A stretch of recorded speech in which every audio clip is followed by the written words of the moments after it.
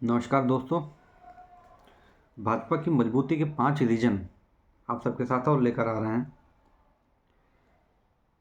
पहला ये है कि भाजपा हिंदुत्व के मुद्दे पे बहुत तेजी से, बहुत मजबूती से खड़ा हुआ है। हिंदुत्व के मुद्दों के अलावा भाजपा के पास कोई और मुद्दा नहीं है जिस पे वो चुनाव प्रचार करे, क्योंकि भाजपा जानती है कि 80% हिंदू वोट बैंक अगर हमारे पाले में गिर रहा है तो हम बाकी 20% के पीछे क्यों भागें। 20% वोट बैंक में बाकी लोग तो लड़ ही रहे हैं। तो जीत का सबसे पहला कारण यही है। दूसरा कारण ये है कि भाजपा का जो नेतृत्व करता है, अगर वो जय श्री राम का नारा लगाता है तो बाकी नेता भी उसके पीछे जय श्री राम का नारा लगाते हैं।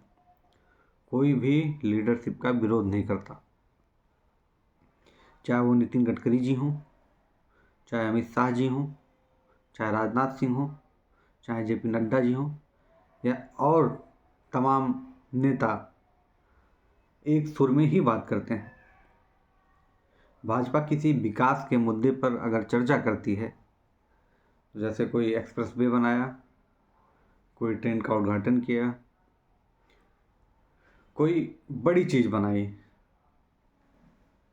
हाल में राम मंदिर को ही ले लीजिए, तो वो पहले वैश्विक स्तर पर प्रचार प्रसार करता है, उसके बाद किसी काम को अंजाम देता है।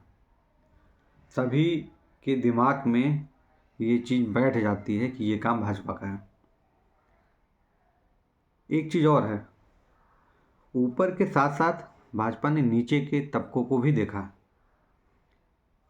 अगर देखा जाए तो 5 किलो राशन की योजना और वैक्सीनेशन कोविड के समय में इतना ज़्यादा कारगर साबित हुई कि किसी को भूखे नहीं मरना पड़ा।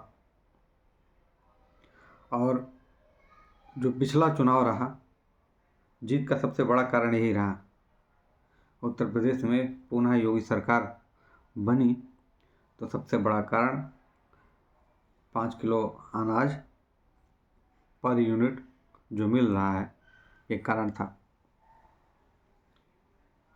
किसी भी योजना को ज़मीन तक उतारने के लिए भाजपा अपनी पूरी ताकत झोंक देती है, चाहे वो ओडीएफ की योजना रही हो, चाहे वो हर ग्राम सचिवालय का काम हो, या और छोटी छोटी योजनाएं, प्रधानमंत्री आवास हुआ। ये सब योजनाएं भी ज़मीन पर उतारने के लिए अपनी पूरी ताकत झोंक देती थी और आगे भी उसी तरह से काम कर रही है। इस सरकार में छोटे लोगों को भी फ़ायदा हुआ, बड़े लोगों को भी फ़ायदा हुआ।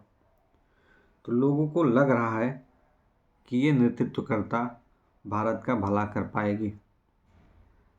कांग्रेस में पिछली सरकारें इसी तरह से थी, चाहे वो जवाहरलाल नेहरू जी की सरकार रही हो, चाहे लाल बहादुर शास्त्री जी की सरकार रही हो, या आने वाली सरकार जो लगातार 60 साल तक राज की है, इंदिरा गांधी तक, सबने परिवर्तन को माना है और उसी परिवर्तन के पीछे काम भी किया है।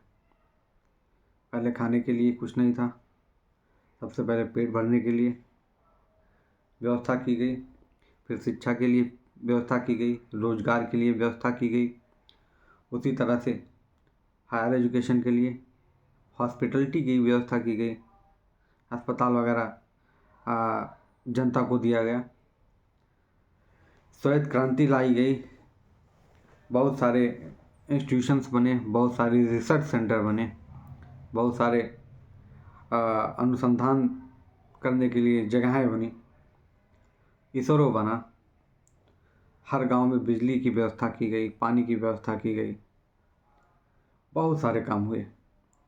मगर परिवर्तन के हिसाब से, जैसे आज का समय, मनमोहन सरकार के जाने के बाद जैसे ही मोदी सरकार आई, डिजिटल इंडिया पे बहुत ज़्यादा जोर दे दिया।